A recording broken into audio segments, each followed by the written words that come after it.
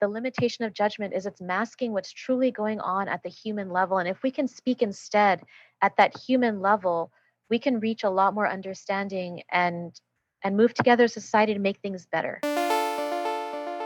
You're listening to the Mindful Mama podcast, episode number 304. And today we're talking about nonviolent communication for parents with Sunaina and Matt Marquez. Welcome to the Mindful Mama podcast, now with over 1 million downloads. Here it's about becoming a less irritable, more joyful parent. At Mindful Mama, we know that you cannot give what you do not have. And when you've calm and peace within, then you can give it to your children. I'm your host, Hunter Clark-Field's Mindful Mama mentor. I help smart, thoughtful parents stay calm so they can have strong, connected relationships with their children. I've been practicing mindfulness for over 20 years. I'm the creator of Mindful Parenting, and I'm the author of Raising Good Humans, a mindful guide to breaking the cycle of reactive parenting and raising kind, confident kids. Welcome back to the Mindful Mama podcast. Hey, so great to connect with you again. And a special welcome if you are new. Of course, I always want to say hello to the new people, but those people come back again. You're my peeps too. You're totally my peeps, and I'm so glad to connect with you. For me personally, it feels like it's been a while because I have been away. My family and I went traveling to visit friends in Greece in August, and this is the first intro and outro I'm recording since then.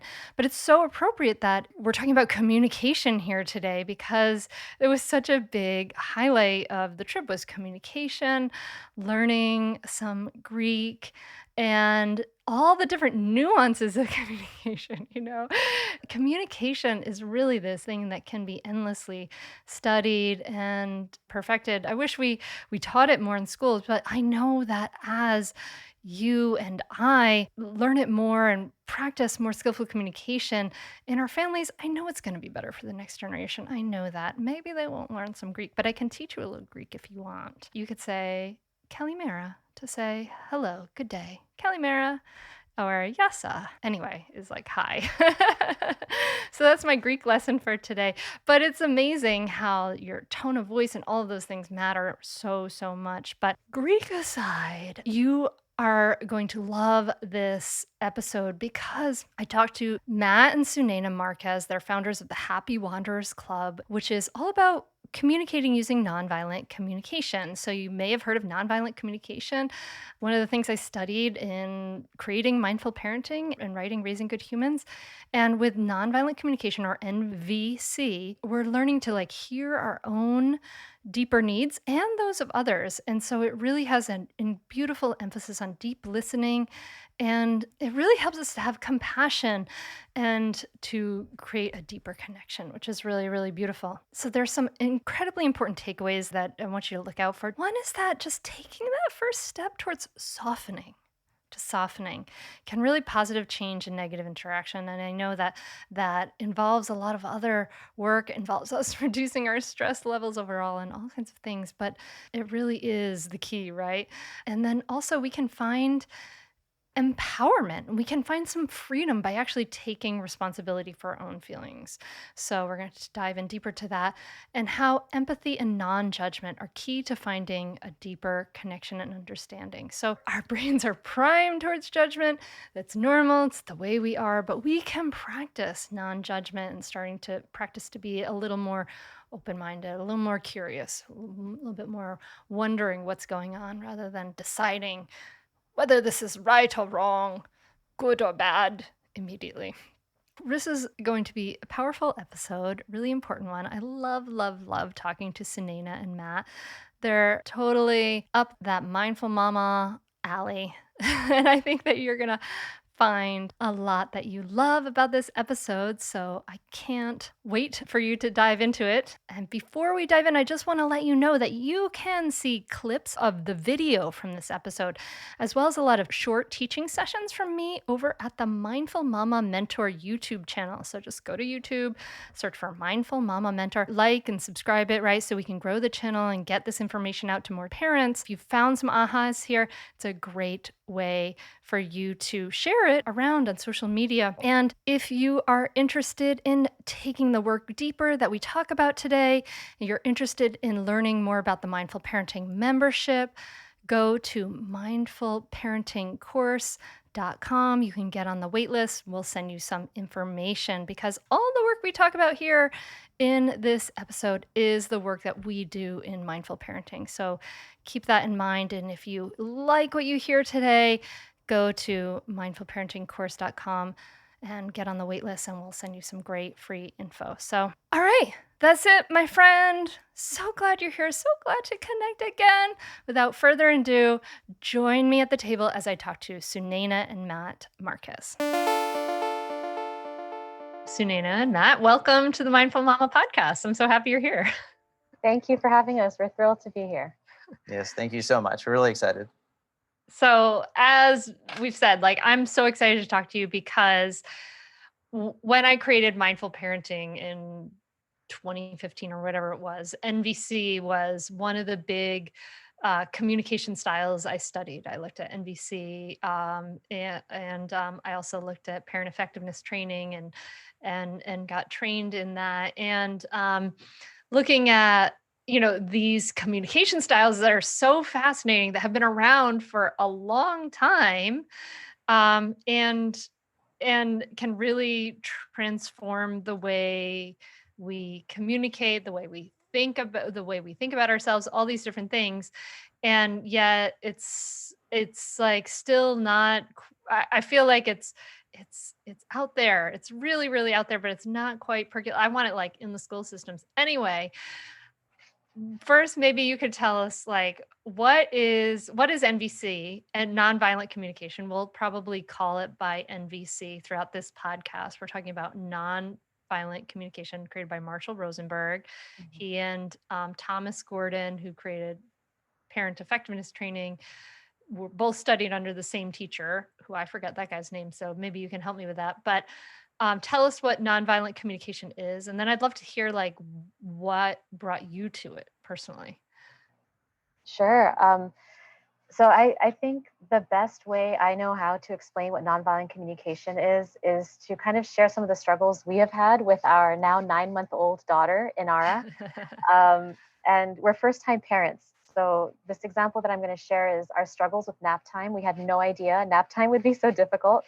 And we noticed that our darling little daughter, even though she was so exhausted, would fight going to sleep. She would flail around, she would cry out and vocalize, and we just didn't get it. She's clearly tired. Why isn't she just sleeping? And it was kind of frustrating, as first-time parents, we're exhausted and we want our break time as well. And so we decided to try a little bit of curiosity. And we asked ourselves, what is it that Inara is needing that she's just not able to potentially communicate to us? And through that, we started wondering, and we said, you know what? She is probably so excited about this brand new world that she just wants to play, she wants to explore, she wants adventure, and she just doesn't want to sleep. Sleep is something she doesn't want to do.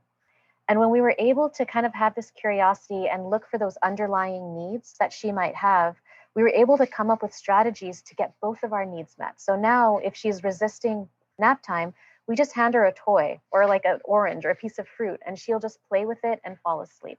Oftentimes, that's all it takes for her. And so we were able to get her needs met and our needs met through this curiosity. We realized that she was basically asking with her fussiness and her struggles. She was saying, please, I want to play. Please, I want exploration. I want adventure. And yeah, we were able to get in touch with that. And these are needs we all have. We all want play and adventure and exploration. And so just as Inara was unable to communicate her needs because she didn't have the language to do so, we all are basically grown-up babies, right? We're all grown-up children. And sometimes so true. Yeah, exactly. And sometimes we haven't been taught that language, or we haven't learned that awareness to communicate our needs or even be in touch with them. Mm-hmm. And so NVC is a practice of going that deeper level of going deeper and saying, what am I feeling right now and why? What are those needs that are alive in me? And other people, if they're engaging in ways that we don't understand, that we're frustrated with, confused about, we can wonder what are the needs that are underlying that behavior and have conversations at that deeper level so that there's clarity in our communication. We're not saying at the surface level of judgments of you're right or wrong, or you're being dumb or being ridiculous, or whatever words we use. We're able to go down at that level of clarity so that people can hear us and we can hear ourselves without defensiveness. And I love to share something that one of my dear friends in the NVC community shared with me. And she said that we're not naturally born judging others. Babies don't judge. If it's been too long since they've had milk, they don't say you're a bad mom, you're a bad dad, you should do this or you should do that. They just cry and they say, I'm hungry, please feed me, I'm hungry, I need milk, I need food. It's only as we get older do we forget how to maybe connect to those very basic human needs that we all have. And so we say things like, you messed up big time by forgetting our anniversary. How could you do that? You're not a good partner. We say that instead of things like, I'm so sad because I so wanted to celebrate our love together and I wanted to feel special and valued today. That second way of speaking is much more likely to get us to feel closer to our partners, to get us to a place of mutual understanding and partnership. And that's what NVC teaches us how to do, and how we can speak from that place. I mean, I love this all so much because the underlying skill underneath all of NVC that is, not talked about as much is mindfulness. Like, mindfulness is awareness in the present moment with an attitude of kindness and curiosity, right? So you're saying, like, when you describe going to your daughter, you're bringing mindfulness. You're saying, okay, I'm bringing this awareness. What is happening for her? What are her needs? But also, what is happening for me? Mhm. This balance, this kind and curious awareness for both of you. And I love that there's this acknowledgement of, NVC really acknowledges both sides, right? It's not just like, it's like, well, you have needs and I have needs, and this is really the heart of every conflict, is that we may have different needs, and how can we communicate them in a way that doesn't cause so much resistance, right?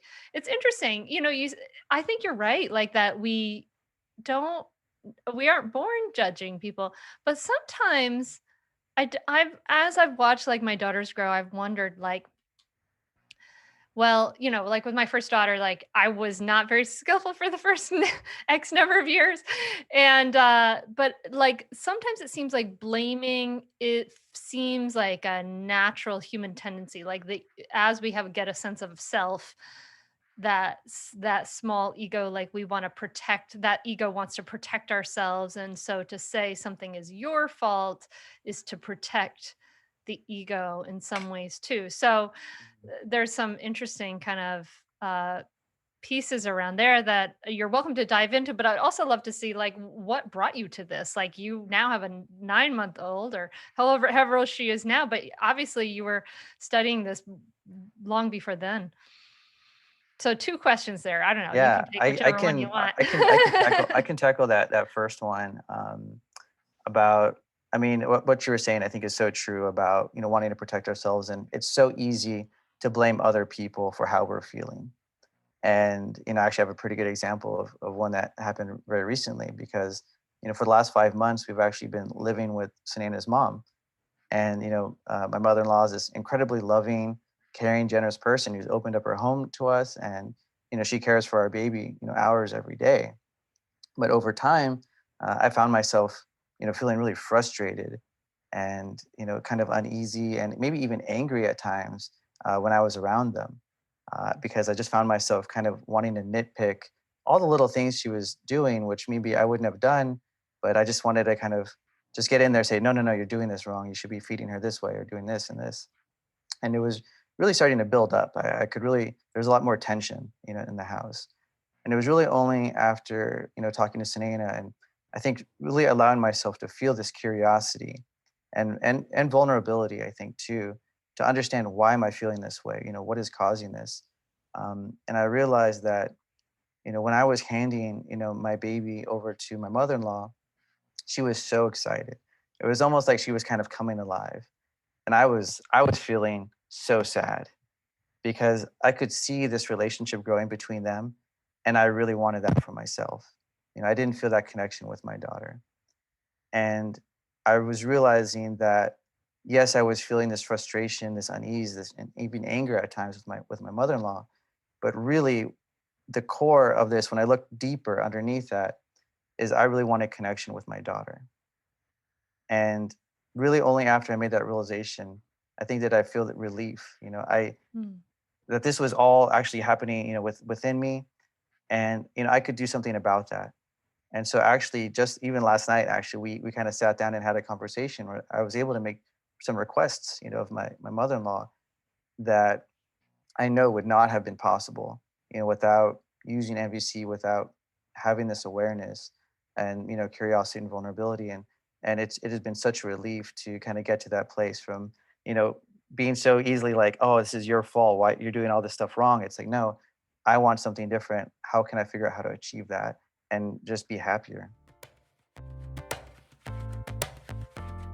Stay tuned for more Mindful Mama podcast right after this break. We are supported by Uprising Foods, and I know that you are a health conscious listener. Like, my audience is often pretty health conscious listeners. But do you know that there are studies that show a correlative link between prepubescent children's ability to remain focused and their dietary fiber intake? Most of us are not taking in nearly enough fiber. And since most kids' favorite thing isn't usually pounding the vegetables before recess, we can add great tasting, high fiber superfood chips and bread from Uprising into your kid's lunchbox, and we gotta let that lunchbox revolution begin. So Uprising makes superfood breads and chips that are paleo, they're simple, low carb, high fiber, dairy free, and grain free, and they taste really good. They taste really fresh, and they've really cracked the code on healthy bread. You simply can't find something this healthy that tastes that good and that is that fresh from Uprising. They have a big mission though. Their mission is to liberate us all from the broken food system that's messing with our health, and they really want to help us fight the silent inflammation, right, that many of us are dealing with from all of the foods that we eat in our lifestyle, right? So Uprising has made prebiotic fiber delicious with their patent pending breakthrough in psyllium husk activation, making fantastic digestive health absurdly easy for all of us, which is so great. All Uprising products are made with real superfood ingredients: almonds, apple cider vinegar, egg whites, psyllium husk, and olive oil. It really comes down to taste. And even though a lot of healthy foods are littered with broken promises, Uprising has really nailed the taste factor on both their sourdough-esque cubes and the crunch factor with their newly launched Freedom Chips, which tastes like those old school rye chips you dig. So Uprising Food is offering our listeners $10 off the starter bundle. That includes 2 superfood cubes and 4-pack of Freedom Chips to try. Go to uprisingfood.com/hunter, and that discount will be automatically applied at the checkout. That's Uprising, UPRISING, food.com/hunter. You can find that link right in the show notes wherever you're listening to this right now. Just look for notes, scroll down, and you'll find it, uprisingfood.com/hunter, and get $10 off your first purchase with the starter bundle.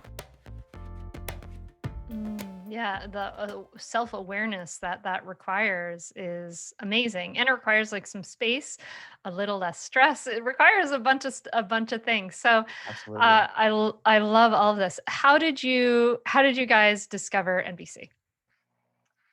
I read a book by Marshall Rosenberg. It was just on the bookshelf of one of my friends, Speak Peace in a World of Conflict. And I was so moved by it that when I moved to New York, we're in Texas right now, but we used to live in California and the New York before that. When I was in New York, I started taking classes at the New York Center for Nonviolent Communication. And there was just something that just immediately grabbed me about it. I think that growing up in a maybe traditional, almost religious household. We're learning that there's right and wrong, good and bad. And NVC like kind of blows that all apart and says, no, there's no such thing as evil. There's no such thing as good and bad. It's just people doing the best they know how to get their needs met. And if we can see the world in that way, we can learn how to work together to get everybody's needs met. So instead of saying, you're a bad husband, you deserve to be punished, it's what were the needs that were alive in you when you did X, Y, and Z, and how can we work together so that both of our needs get met and both of us matter. And I just thought it was such a beautiful philosophy, just imbued in compassion and optimism and our humanity. So that's what I loved about it. And I just pulled Matt into the classes in New York, and he loved it himself. And I don't know, Matt, if you want to say a little bit more about what appealed to you about it or how you decided to pursue it. Yeah, I definitely got into it because of Sunaina. And I can't say that I would have found it, without her, but it was something that I think took a little bit of more time for me to really understand what it is, because it felt like all these big ideas, and I think I just had no experience with any of it, but I Was it kind of really different from the way you were raised, language-wise? yeah, definitely. I feel so fortunate. I have these two amazing parents who supported me and loved me so much, and I think they really encouraged my brother and I, to do whatever we wanted in the world. I felt confident in their unconditional love. And so I felt all this intellectual freedom, to kind of find the life that I wanted to. And I think what I've learned since then is that the journey that I've been on is more learning about kind of more emotional freedom and emotional curiosity, because we just didn't really have that language when I was growing up. We just didn't really talk about our feelings and trying to understand not just, okay, what do we want to do that is going to be fun and interesting and exciting and enrich our lives, but also like what's making us happy, what is fulfilling to us, excuse me. And I think as I got deeper in NVC, I realized this is actually a framework of understanding what is going to fulfill me, what is going to make my life feel complete. And so like the deeper I get into it, the bigger part of my life it becomes. Yeah, definitely. There's so much that you mentioned there, like you talked uh, alluded a little bit to like how our culture, and for a lot of us our upbringing, is kind of inherently kind of judgmental. I mean, I see our culture as being very judgmental. Hmm. And you said that in nonviolent communication there's no right and there's no wrong, there's no good and there's no evil. There's just human beings with doing the best they can and trying to get their needs met. And this is so wonderful, this is like, it coincides so beautifully with mindful parenting, which is why I love it. But the we nonviolent communication talks about, it kind of describes this like as like, this is like a language of disconnection. So I'm just wondering if maybe you could first help us kind of understand the way the more mainstream habitual language is like disconnecting. um you know Talking about, NVC talks about like diagnosis and denial of responsibility. Maybe you can talk about those things a little bit. I think that we are conditioned to judge. I think it's a very human thing to judge. I am not here to say whether it's learned from our culture or whether it's kind of a survival mechanism. Like we have to judge what's safe and what's not safe when we're, Mm. like the snake is bad and the apple is good, right? Like Yeah, I'm yeah, yeah. not sure if it's inbuilt in us biologically or if we've learned it in our culture, but we definitely at least have this easy tendency to say that was wrong. What you did was wrong. In a relationship, you should be this way. Or as a student or as a daughter, you should be this way. And I definitely got those messages growing up as a young Indian woman, um, raised by kind of an Indian society. And so it's very easy. Our religion tells us that as well, right? This is right Mhm. and this is wrong. This is good and bad. If you do something bad, you deserve punishment. Mhm. If you do something good, you deserve reward. It's very much inbuilt in the way that we see the world.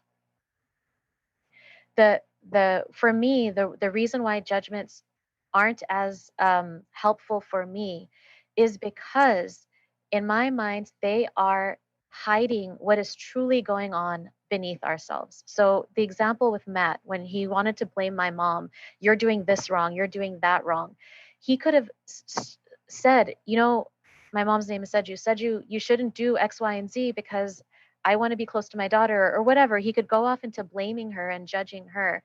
And that masks the fact that all of his struggles was coming from his pain at wanting a deeper connection with his daughter. That was the core of what was going on. That was the human part of him that was alive. And he was projecting that by blaming things on her and judging her actions and her behaviors. And so we like to say this, in our podcast when we're talking to each other, that all of our judgments are masking our underlying pain. There is pain underneath it. Something as simple as, we used to teach NVC at Donovan Correctional Facility in San Diego. We taught 25 inmates. We did it 3 times at Donovan Correctional Facility. And something as simple as one of the inmates saying, this other guy laughed at me for wearing this shirt that I like. He pointed and he laughed and he said that I looked stupid. That simple judgment of you look stupid in that shirt could be coming from this source of pain of like, I know that I'm judged by what I wear. And so now I'm going to be judging others. So for me, the limitation of judgment is it's masking what's truly going on at the human level. And if we can speak instead at that human level, we can reach a lot more understanding and move together as a society to make things better. I don't know if that. Yeah, no, I think like what you're describing, you're right. And what you're describing requires a lot of vulnerability. And I think that we're often, especially in parenting, we're often in a kind of like a me versus you dynamic, right? Like there's all this language about like pick your battles. Like there's all this like war language in Mhm. parenting, right? Um and we're defensive. And what you're describing requires a lot of self-awareness and vulnerability. And I guess I guess that it's that vulnerability, and that can be, and also disconnection from ourselves. This reticence to be vulnerable, right? To take down those defenses, and this just like lack of awareness of what are actually our feelings and sensations and all of those things are. Mhm. Those two things can be real barriers to starting to even like kind of understand or open or embrace this sort of new this different way of communicating and being in the world. Yeah, absolutely. And I think you really hit it on the head when you said that we just grow up not knowing this. We don't realize that being curious, being vulnerable is an option. Mm, Because it's so easy to grow up, and I think I grew up this way too, thinking that being in a relationship, somebody is winning. Somebody yeah. has to win. You win the argument. You win over, even if it's like, okay, well, I get to choose. Where we're eating, and or just any kind of decision has a winner and a loser. And I think the powerful thing with NVC is it reframes what winning is to how can I find partnership with somebody? How can we work together to meet both of our needs? And it's only something I think that is possible when you start learning what is curiosity, what does it mean to be vulnerable? Does that become possible? But yeah, I didn't know what that meant, and suddenly once you realize that it's possible, you can see that you can add it in any relationship in your life, whether it's your child, your romantic partner, your parents, your family, your friends. Suddenly, every relationship then can be reframed in this way that you're not necessarily winning or losing. You're just, trying to create the relationship that you want with that person. Stay tuned for more Mindful Mama podcast right after this break. We are supported by Chime, the award-winning app and debit card, Chime Banking. Chime has over 300,000 plus 5-star app reviews. People love it. Everything is instant. Turning it on and off is instant. You can call customer service and get a live representative. You can get texts after spending. Online checking shouldn't cost you money, and that's why this award-winning app and debit card has no overdraft fees, no foreign transaction fees, monthly service fees, or transfer fees. They have over 60,000 fee-free in-network ATMs in locations like Walgreens, 7-Eleven, CVS, and more. That's more than the top 3 national banks combined. And you can also send money to anyone, even if they aren't on Chime. No fees for you or cash out fees for them. Kelly in the App Store was psyched about it. The Spot Me option helps still get groceries when I'm short with no overdraft fees. Everything is done online and efficiently. It's super cool. Check out Chime, award-winning banking app and debit card. It's time to say goodbye to hidden fees. Join the millions of Americans already loving Chime. Sign up takes only 2 minutes and doesn't affect your credit score. Get started today at chime.com/hunter. That's Chime, CHIME.com/hunter. And you can find that link right in the show notes where you're listening to this, chime.com/hunter. Banking service provided by and debit card issued by the Bancorp Bank or Stride Bank, N.A., members FDIC. Out-of-network ATM withdrawal fees apply except at MoneyPass ATM in a 7-Eleven location and at any Allpoint or Visa Plus Alliance ATM. Other fees, such as third-party and cash deposit fees, may apply. Check them out. That's chime.com/hunter. And I think that this vulnerability, we've got thought leaders now talking about vulnerability and how powerful it is. I think that oftentimes we don't realize that by being vulnerable, we are opening the potential for deeper relationship. There's this trust that I've developed that when I can be truly honest about what's going on inside of me, the whole conversation shifts. The other person sees that vulnerability, they soften, and they're willing to say, okay, how do we get both of our needs met? It really, that vulnerability can instantly transform this adversarial who's winning the argument to, oh, wow, let me share what's coming up for me as well when I'm listening to you. It just transforms the dynamic. And I think one thing we like to share is that it doesn't require both sides to be versed in these practices. It doesn't mean both of us have to know about these underlying needs and vulnerability and trust and all of that. It can start with just one side, of being able to express clearly from that deeper space, and also being able to reflect when the other person is saying things that might be hurtful, that's not using the vulnerable language, the language of needs. You can translate and say, oh, is what you're saying X, Y, and Z? So it just takes one person to learn these skills, I think, to transform relationships. And that's what I've found in my own life. I can attest to that too. So in the Mindful Parenting membership, we recently had we were talking about iMessages, and it's a like slightly different format than NVC, but talking about the idea of what do we do with an adolescent who comes at you with like an attitude, and they're talking at you with an attitude. And I've got an adolescent, so this is very close to home.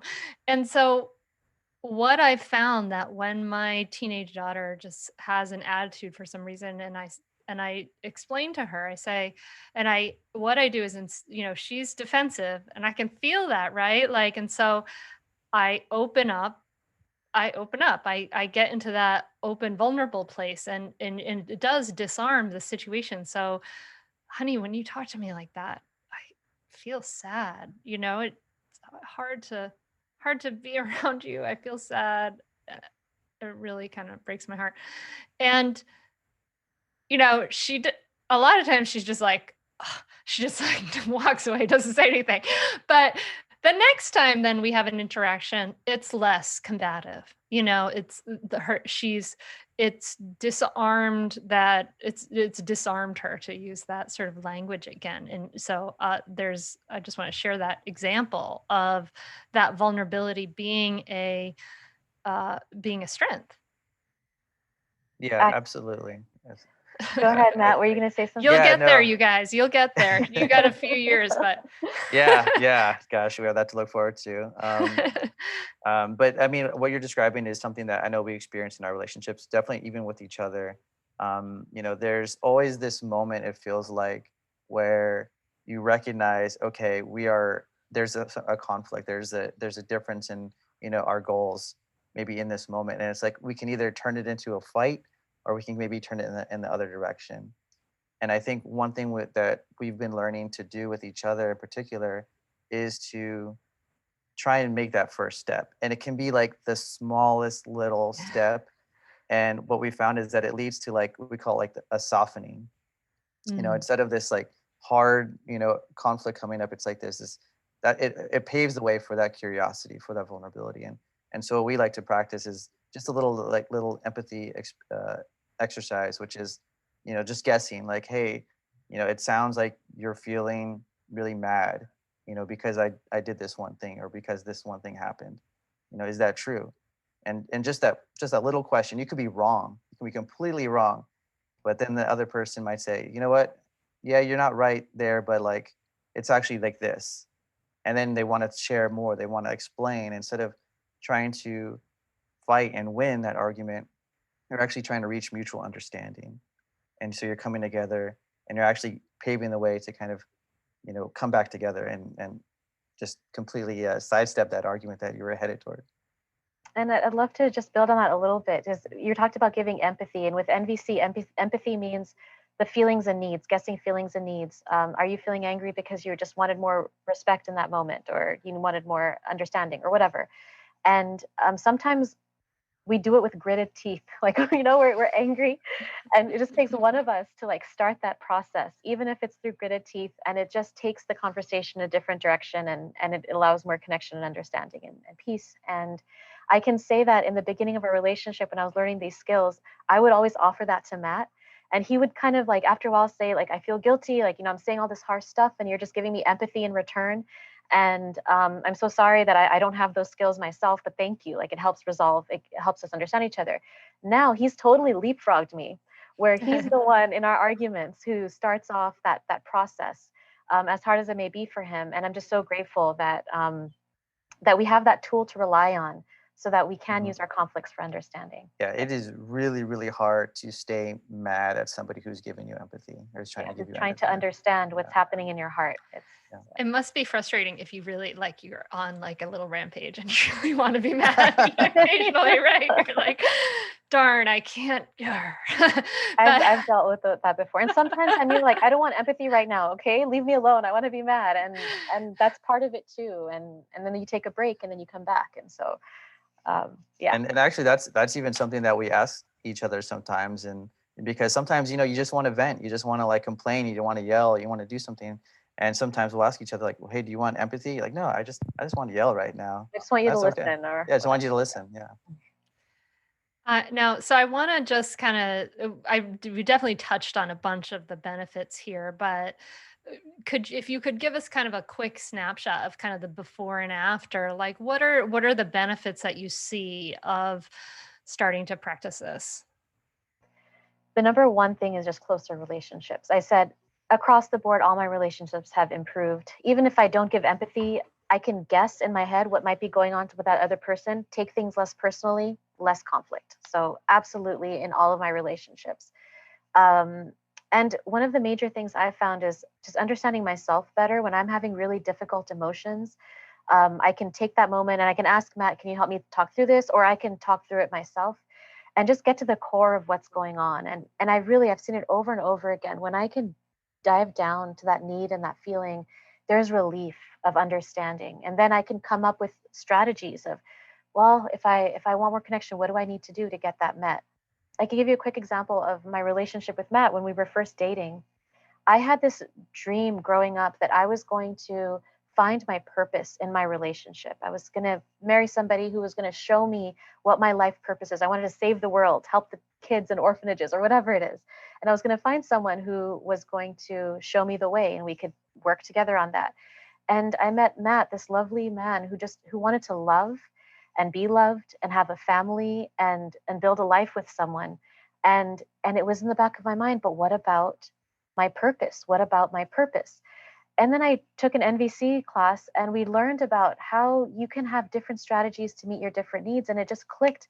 My relationship doesn't have to meet every single one of my needs. I can figure out how to get my need for purpose met in other ways.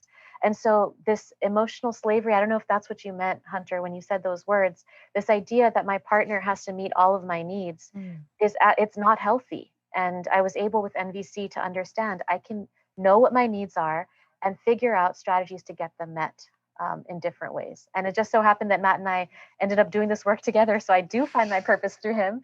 In some ways, we're doing it together. But yeah, it helped me make those types of decisions about my well-being. Stay tuned for more Mindful Mama podcast right after this break. This episode is brought to you by Bitty Baby from American Girl. Oh my goodness, imaginative pretend play is like the most important thing little kids can be doing. I don't advocate for a lot of toys because I think we generally have like too much, but one toy that I really, really think that every child, boy, girl, in the middle, whatever, should have is a really high quality, wonderful baby doll, because we know every child loves to play pretend, and we know that the stories that children act out help shape the person they grow to be. And so we want to offer toys that foster those nurturing traits of love, kindness, and care. And as kids are cared for, they learn to act that out with their dolls. I remember my daughter's Bitty Baby doll went everywhere.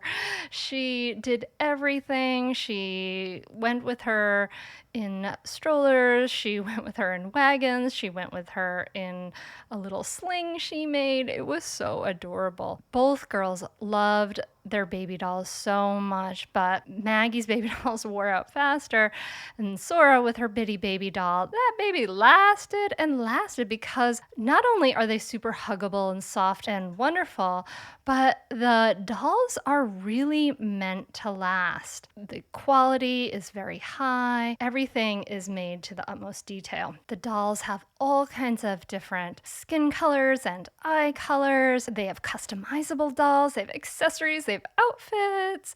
They have, this year, apparently Bitty Baby has a whole new look and designs and colors and matching clothes for girls so she can coordinate her look.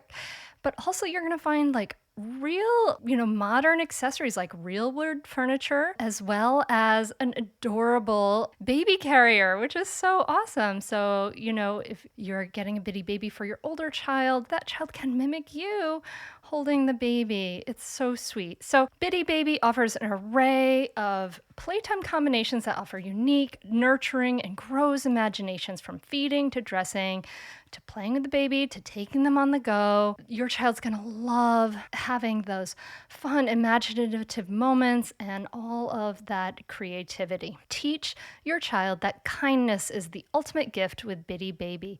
You can get an exclusive one-time offer of 15% off your order of Bitty Baby products with the promo code HUNTER at AmericanGirl.com. That's AmericanGirl.com, promo code HUNTER, and you can find a link right to the Bitty Babies right in the show notes, and just use that promo code HUNTER for 15% off. You won't regret watching your child play with this baby and take the baby everywhere. AmericanGirl.com, promo code HUNTER.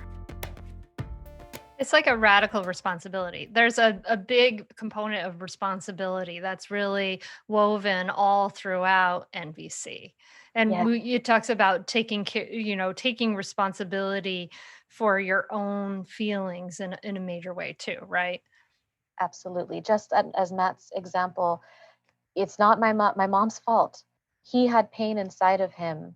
So taking responsibility, I want more connection with my daughter. What do I need to do to get that connection, and not think that it's my mother-in-law's job to do it? Right, Matt? Is that how you would? Yeah, no, absolutely. Yeah, it go on. No, I was going to say, and I would translate that a lot. Like for parents, we can translate a lot into, it's not my child's job to make me happy. It's not my child's job to make me fulfilled. It's not my child's job to make me feel at ease and at peace and grounded. Those are all the things I am responsible for, so that then I can show up fully. Like, we come into parenting, we want that feel good feeling of that love and that loving, but sometimes we end up inadvertently projecting this onto our child, your own needs for feeling happy, feeling relaxed, feeling fulfilled, all of those things. Yeah, and it's empowering when you have that realization. I think, when you can see all the choices, all the strategies that are available to you, it's kind of liberating. I think, yeah, when you finally reach that point. Yeah, yeah. There's like a freedom there and a power, which is really cool. You're kind of like, you step into your own power. So I would love for you to like kind of just describe what the NVC process is, the observe, the feeling, identifying needs. Can you kind of walk us through that? Do you want me to take that, Matt? Absolutely. Okay. We actually kind of caution ourselves in explaining this process because there's so much to the practice of it. Like, it has to be practiced. That OFNR process, observations, feeling, needs, request. It's like when you're learning a new language, you kind of learn textbook sayings, right? And you don't necessarily use those phrases in real life. You're learning them to practice, so that you can understand the process, and then you can kind of translate that into normal, natural speak. But if we are going to that kind of nuts and bolts of NVC, it is a four-stage process: observations, feeling, needs, and request. The first one is observation. So if there's something that is troubling you about what somebody is doing, you can observe it without judgment. So if I come home and Matt's clothes are all over the floor or something, instead of saying, Matt, when you're being such a slob, right? There's a judgment there. It's so hard for Instead, you to say that. I can tell.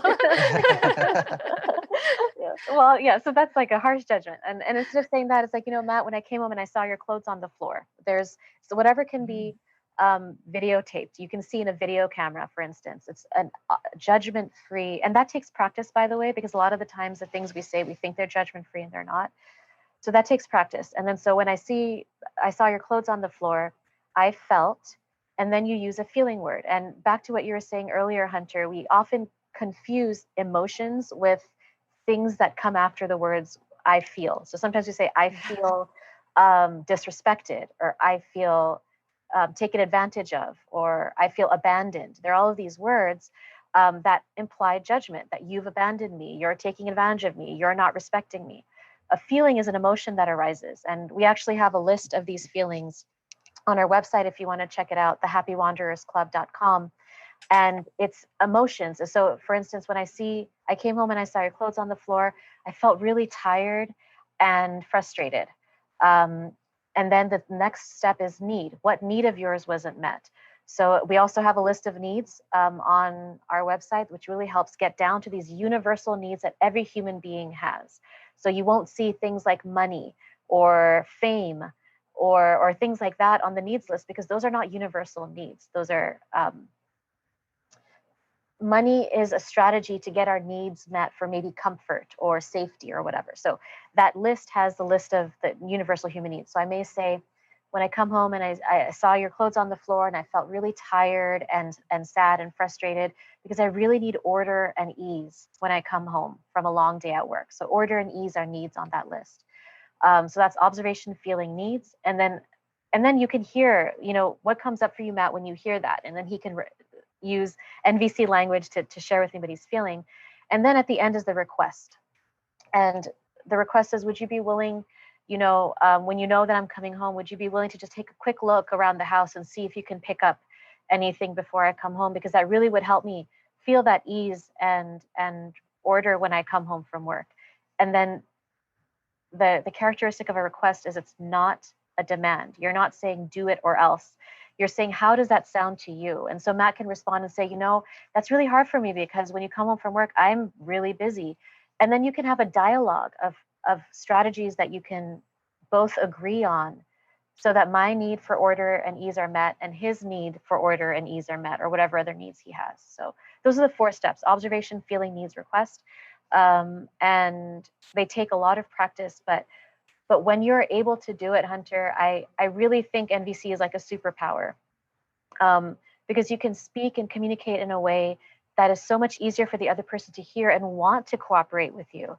Um, and yeah, with enough practice, it becomes like this easy way of responding to people, and yeah, it becomes like a superpower in my mind. And we created a Happy Wanderers Club to talk about it, about how we're exploring this in our lives, but we're also going to be launching a course to help teach people these skills. And so we, invite anybody who wants to learn more to come to our website, sign up for our mailing list. Mhm. And so when you say like your clothes are all over the floor, I see all these clothes all over the floor. I'm feeling tired and frustrated. The beauty of that is that there's not a lot to argue with. Because kind of what's the opposite of what we would say? Normally we would say, it's actually kind of hard and sometimes for now to kind of think about like what is the opposite way you're such a slob, or this is, or I don't know. I walk around and I kvetch to myself a little bit, I'm sure, a little complaining to myself. It's such a mess in here, all that stuff. Now, one of the things that can you give us like kind of an example of this, like um another example, like for instance, like what if you were with a 2-year-old who's just like whacking you in the shins repeatedly. Let's just go there. How might you translate the NVC steps into that? Sure. So I don't have a 2-year-old, so I'm going to Yeah. try here. And all of this, we're actually really excited to bring this into our parenting as Inara grows up. But I would say what I would try first is, ouch, Inara, that hurts. We don't even have to go through all the OFNR, right? Mhm. That's just the thing we learn when we're trying to understand NVC. But ouch, Inara, that hurts. Are you wanting to play? Can we find a way to play that doesn't hurt mommy? Something like that. So that's beautiful because you're expressing how her actions are affecting you, your needs and your feelings, and you're looking at her needs too. So in that situation, it's like, what are your needs? What are my needs? Yes. But kind of in a nutshell, rather than, and the request is often in this positive language. So like rather than stop hitting, you might say something in a positive way. Like, what is there something else we can do to play that doesn't hurt mommy, right? So you're asking, tell me. And here's the beautiful thing that I'm excited to practice with Inara is, I hear so many times we just tell our kids, no, stop it, Mhm. don't do that, stop it, without wondering, why are they doing that? What need are they trying to meet? And can we offer an alternative that gets all of our needs met? um, Mhm. and acknowledging that your children have needs too, and their needs matter as much as ours do. So Yeah. yeah, so you're offering your work, you're having a partnership to figure out, what can we do so that we get your need for curiosity and play met, that also gets my need for comfort and ease met. Yeah. And how's paying attention to the language of needs, and has it helped you kind of discover needs? For instance, like have you been in situations where you're like feeling a discomfort, you're feeling whatever, you're feeling a disconnect, a discomfort, etc. And has it helped you to kind of say, "Oh, I didn't even realize I had this need before I started to kind of bring this process of self-awareness and self-exploration into it." Has that happened for either of you? Matt, do you want to answer that? Anything coming to I'm mind? trying to think of a good example. Yeah. I know the answer is yes, absolutely. I'm just trying to think of a good example. Did you have one on top of your head? I I think that because I was raised to just, be strong and not need anybody, there were a lot of needs in the connection bucket, things like acceptance, that I'd never. So it's not that I discovered new needs, it's that I appreciated how important those needs were to me. Like the need for acceptance. Like we hear so many messages about how we shouldn't care what other people think, we should live our own lives. And yet, as human beings, we do want to be accepted. So whether it's just self-acceptance, like I in the mirror every day say, I accept you, I approve you, I love you, and it comes from yourself, or you find it in a partnership with your romantic partner or your mom or whatever. It's helped me give value to those needs where in the past maybe I dismissed them and said, no, that's not important, I shouldn't care about that. Were you raised in kind of um, kind of a culture where women are expected to kind of martyr ourselves for our kids and our family and everybody else? Absolutely, yeah. It's so Yeah, it's damaging. how we serve. It's all about how do you serve others. Yeah, Yeah. So it can be hard to I mean, I'll know a lot of the listeners will relate to that regardless, regardless of what culture they're coming from. It's in so many cultures this, I really think it comes from the time when women were considered property and only value was in how they raised children and served the men in the family. And so I think it's a leftover of that. Um, but it can be really hard to claim our own needs when we come from that and to say I have needs too and my needs matter, especially when you have a young child. Like, we have a need for sleep. We have a need. We may be nursing a child or not or whatever, but you may have need for time to yourself. Are you struggling with any of those issues specifically? I still struggle to this day, even without having a child, because it's so inbuilt in me to just be strong and serve others. It's an ongoing struggle for me till today to really embrace my needs, and NVC has helped me become better about that, but it's still a work in progress. And the reason I know Matt wanted to share this example of the reason we decided to come to Texas and live with my mom was because we realized we had these needs, and it was really hard, especially in a pandemic, to to take care of ourselves as well as a young child. So we had conversations of, look, we have these needs. What can we do to make things easier on ourselves to get our needs met? And that's why we decided to come with my mom, and it has helped us a lot in many ways. Being honest about what it is that we need. Is there anything you wanted to add, Matt? Yeah, I mean, just going back to what you're saying about coming here, I mean, we were doing everything we could, I think, to meet as many of our needs as possible, to support ourselves as parents, as people, and it was incredibly hard because we were having work done on our house where our house wasn't even fully available to us. All of our friends and community just didn't feel accessible because of the pandemic, and we had a newborn baby, and we were really struggling to just support each other and ourselves. You're not sleeping, Yeah. and and everything was scary. I mean, as first time parents, and just it being parenting, it's hard. You don't necessarily know exactly what to do, and then on top of that, I mean, I used to get angry, at my parents and so many people because they would say, well, being a parent is hard. I'm like, well, were you a parent in a pandemic and a recession, and also your house is like falling apart, and so all that stuff was happening, and it was like, well, what can we do? After we were finally acknowledging, okay, this is the situation, these are all the feelings, this is what we need that support, we need space, we need all these things we're not getting here, what can we do? And initially the idea of driving 1,500 miles to Texas with a 4 month old, it seemed crazy to me, but the more we realized and talked about what we needed, it felt like that was the solution, that was the strategy that we could actually take, and so that's why we did it.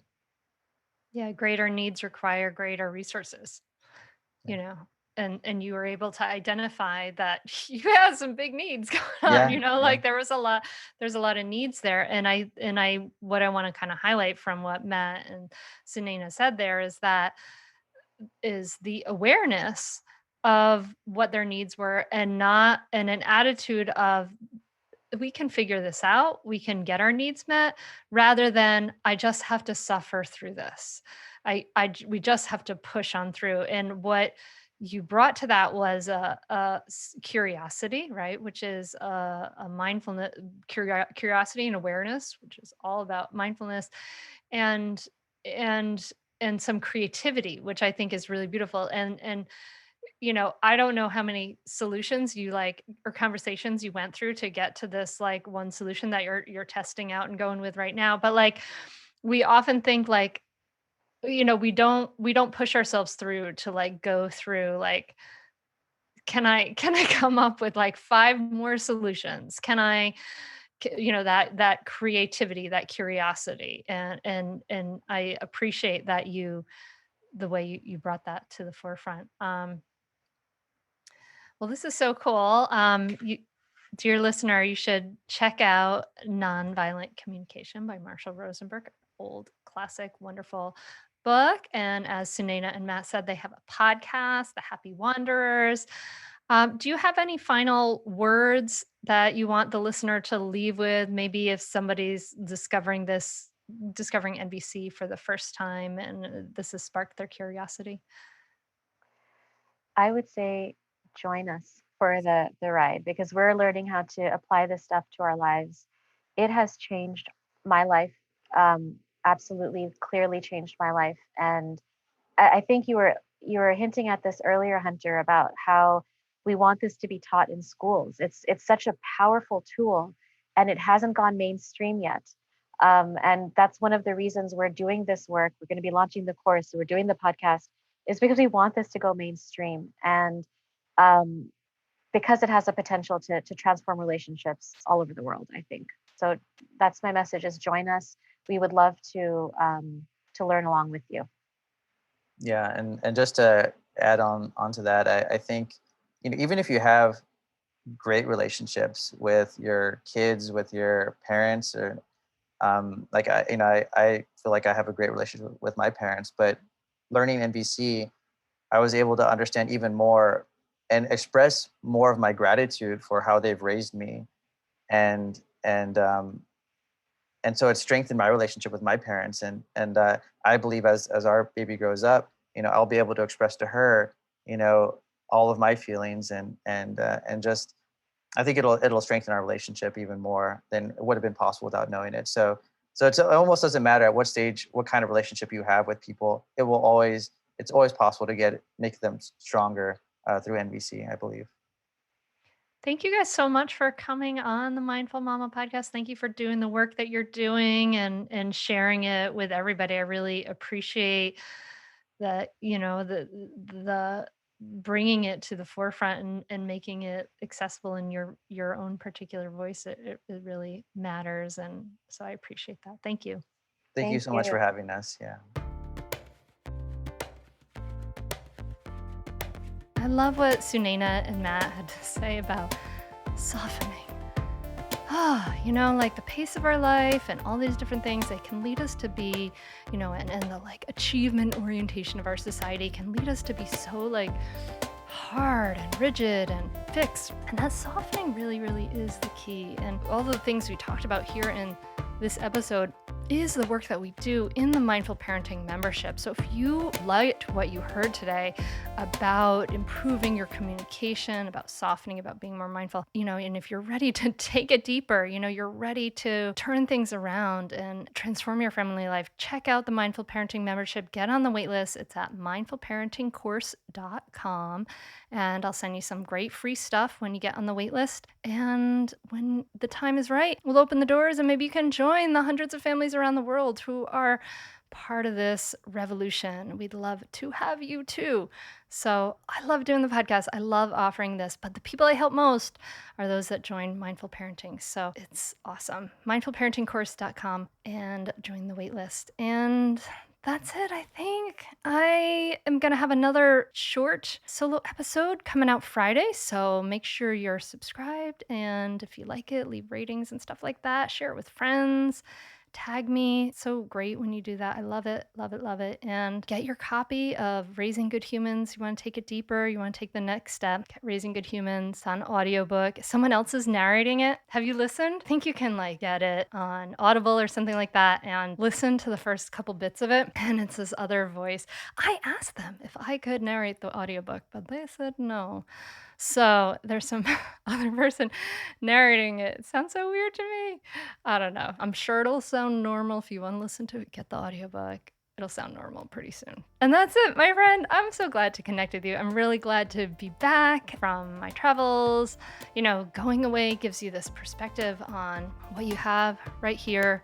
It was so nice to step away from everything for a while, but now I'm so glad to be back. I'm glad to be connecting. And I can't wait to talk to you again soon on the podcast. And I'm wishing you a beautiful week, my friend. Thank you so much for sharing your time with me, for listening. So grateful for you. Have a beautiful week. Namaste. I'd say definitely do it. It's really helpful. It will change your relationship with your kids for the better. It will help you communicate better. And I'd say communicate better as a person, as a wife, as a spouse. It's been really a positive influence in our lives. So definitely do it. I'd say definitely do it. It's so worth it. The money really is inconsequential when you get so much benefit from being a better parent to your children and feeling like you're connecting more with them and not feeling like you're yelling all the time or you're like, why isn't things working? I would say definitely do it. It's so worth it. It'll change you. No matter what age someone's child is, it's a great opportunity for personal growth and it's a great investment in someone's family. I'm very thankful I had this. You can continue in your old habits that aren't working, or you can learn some new tools and gain some perspective to shift everything in your parenting. Are you frustrated by parenting? Do you listen to the experts and try all the tips and strategies, but you're just not seeing the results that you want? Or are you lost as to where to start? Does it all seem so overwhelming with too much to learn? Are you yearning for a community of people who get it, who also don't want to threaten and punish to create cooperation? Hi, I'm Hunter Clark-Fields, and if you answered yes to any of these questions, I want you to seriously consider the Mindful Parenting membership. You will be joining hundreds of members who have discovered the path of mindful parenting and now have confidence and clarity in their parenting. This isn't just another parenting class. This is an opportunity to really discover your unique, lasting relationship, not only with your children, but with yourself. It will translate into lasting, connected relationships, not only with your children, but your partner too. Let me change your life. Go to mindfulparentingcourse.com to add your name to the waitlist, so you will be the first to be notified when I open the membership for enrollment. I look forward to seeing you on the inside. mindfulparentingcourse.com.